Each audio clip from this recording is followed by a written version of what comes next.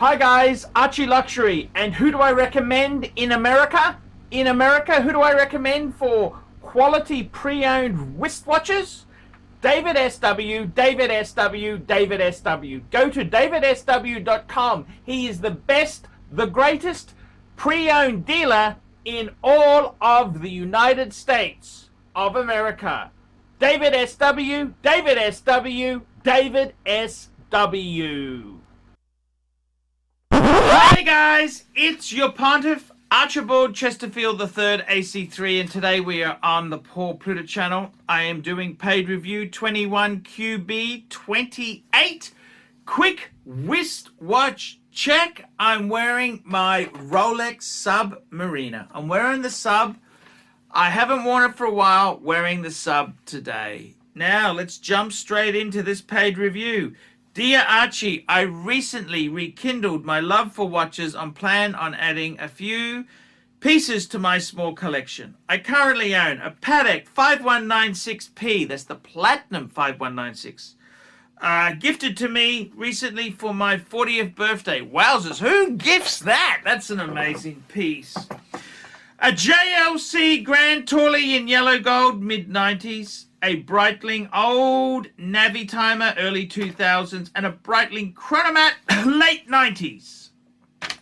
I aspire to build up a small yet well-balanced watch collection. 5 or 6 plus one on the wrist. In my view, the obvious watch currently missing is a Wind & Wurst steel Rolex. I placed an order with an AD for an OP41.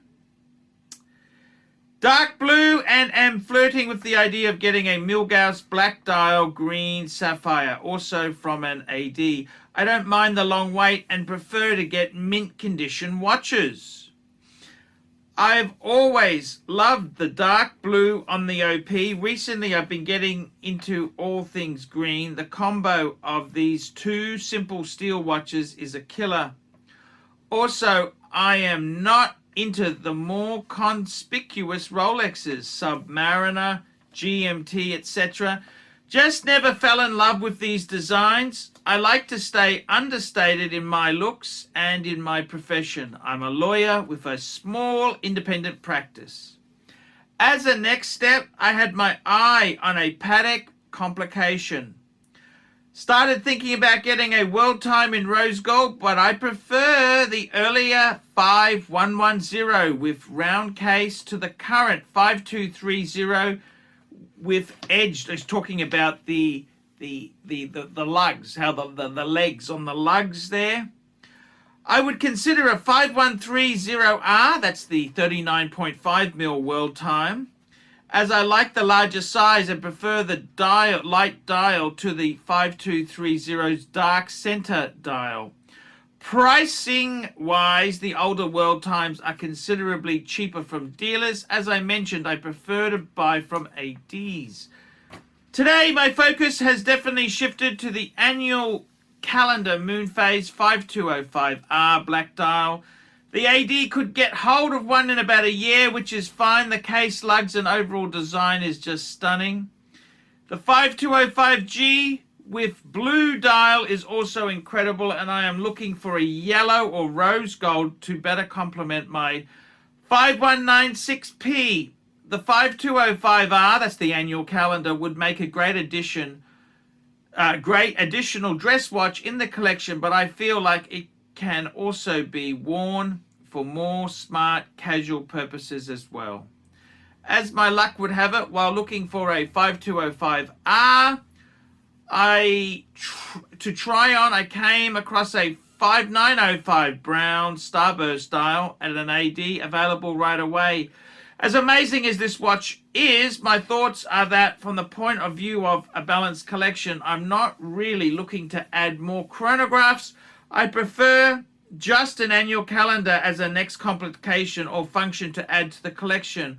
Also, the larger, almost bulkier case of the 5905 makes it feel sporty, and I have covered this by the Rolex and Breitling. Oh yeah, the Rolex on order. Besides the price difference, I think the 5205 fits in my collection and my financial means better than a 5905, as tempting as it is to get hold of it right now. That said, I do love the brown sunburst dial, and I wonder if I might grow weary of the rather hard and flat black dial of the 5205R in time. Beyond any comments you might have, my questions to you are... Okie dokie. So before we go into the questions, let's just have a quick summarize. I got to be totally honest with you. This is a bit of an interesting collection here. The 5196, that is absolute top shelf. He's got the P, the 5196. I got a 5916 in yellow gold. He's got the P, which has the Breguet numerals, and it is absolutely winner, chicken dinner. It is chicken dinner. He's got the yellow gold Reverso Grand Torley. That is an absolutely beautiful watch, I must say that. He's got the old Navy Timer. I think it's an old Navy Timer.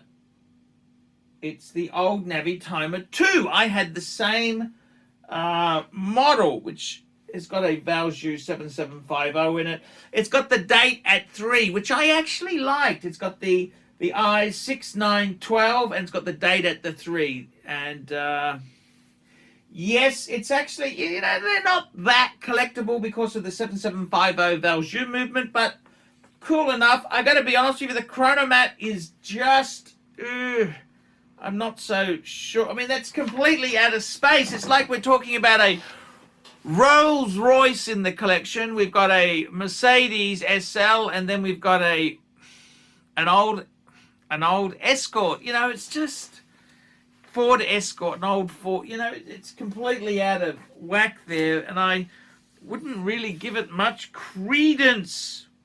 What do you think of adding the above mentioned two Rolexes to my collection? What's he adding there? I placed an order for an OP41. Good luck getting that. And getting a Milgauss. Well, I got to be honest with you, man. I think your best advice to you would be to go to David SW, David SW, David SW. Stop mucking around with the ADs. They're not going to sell you nothing. I don't want to be rude. I don't want to be out of place, but you haven't really bought a lot. I'm sorry. I'm just being straight. So I think you're wasting your time. I would go to David SW, get what you want, pay the piper, done. Don't muck around. So what do you think of adding the above two? So we're talking about an OP. You know what? I don't think the OP is terribly great. I'd much rather, personally, I'd much rather say this, you know, get some bases covered, because the Breitling Chronomat is a joke. It's a joke. It's not, it can't be for real. So I would say, why don't we get rid of that stupid Breitling Chronomat? It's a joke. Okay, it's a joke. I would add a diving Rolex. It can be Submariner. It can be steel. It can be two-tone, whatever you want. It can be a sea dweller. It could be a deep sea. Add a diving Rolex. And I would add a GMT function. It can be an Explorer 2. It can be a GMT. You can add whatever you want, but that's what I would be doing. The wind and wear Milgauss, that's mainly more once you've got those two bases covered. So that's what I got to say there. Is there another steel everyday wind and wear watch you think I should be looking at? To be honest, I have difficulties buying anything other than Rolex and Patek at the moment. Okay. Wind and wear Rolex, let me tell you, the best you stay away from the OPs. They're not a sports watch. The best advice from the Pontiff is Steel Sports. When you're buying Rolex, Steel Sports. Steel Sports. That's what I'm trying to tell you. Steel Sports. That's what I would do. Steel Sports. Steel Sports. That's what I would buy. Steel Sports. So, to be completely frank and honest with you, Steel Sports, man, the OP is not a sports watch. It's kind of... It's not quite a sports, okay? So I would say to you, wind and wear would be the Milgauss, no date sub. Those are two wind and wear great no date type watches. On the Patek front, what do you think of me getting a 5205R in terms of the Patek lineup and also terms of building out my collection?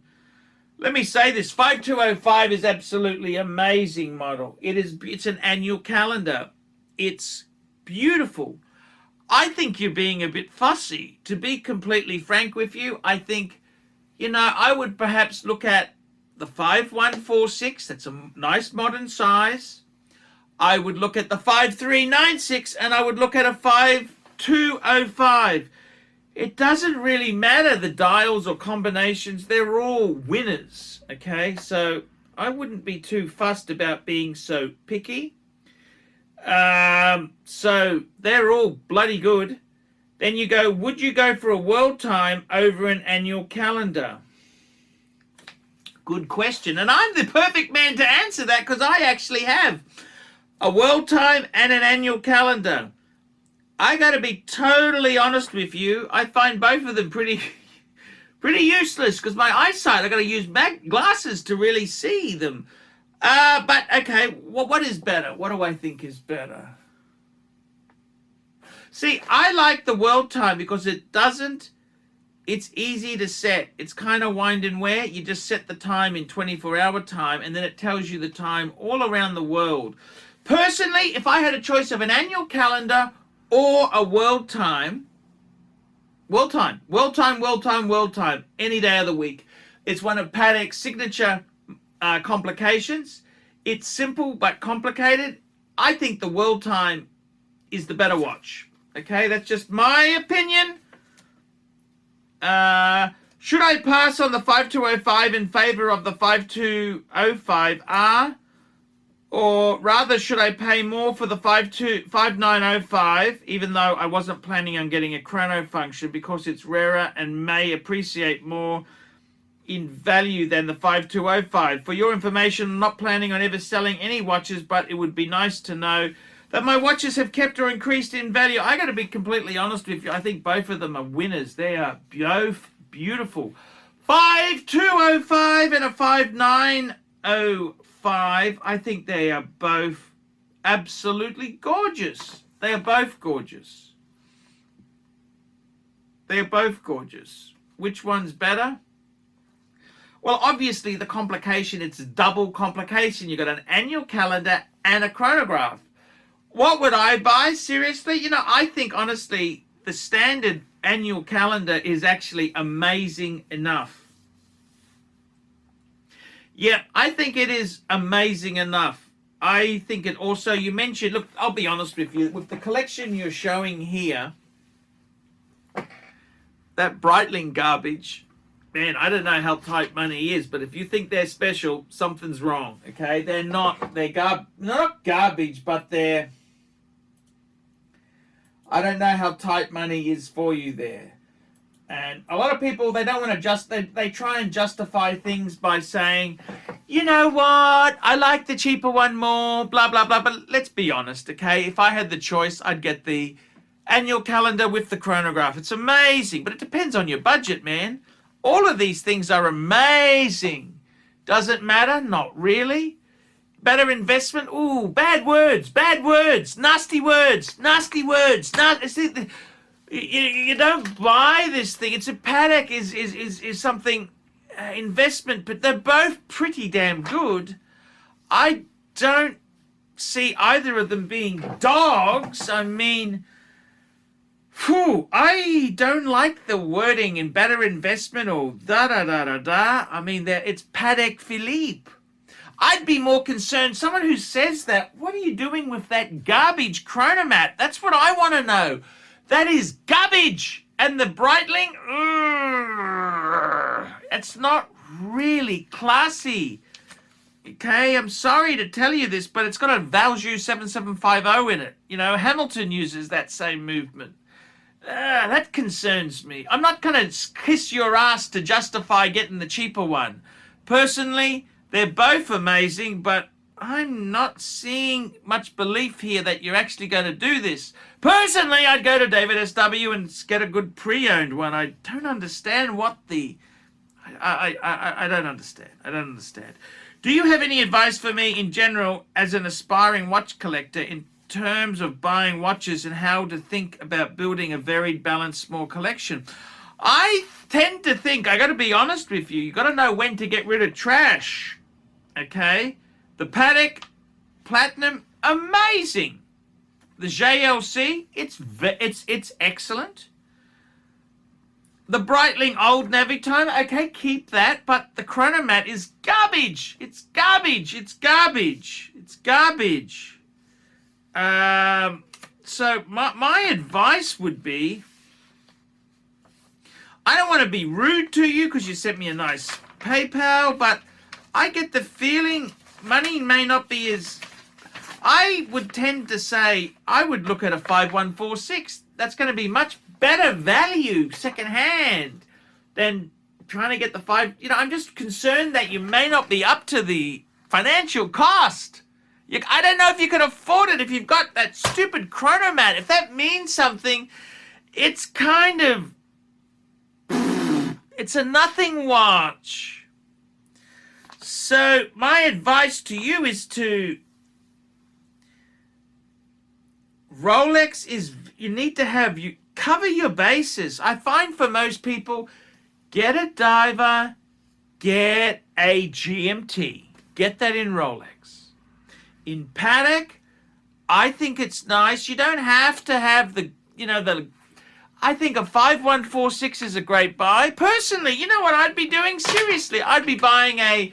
Instead of buying that expensive, high-end sort of stuff, I'd buy a pre-owned 5146. That's an annual calendar, which I think is schmicko.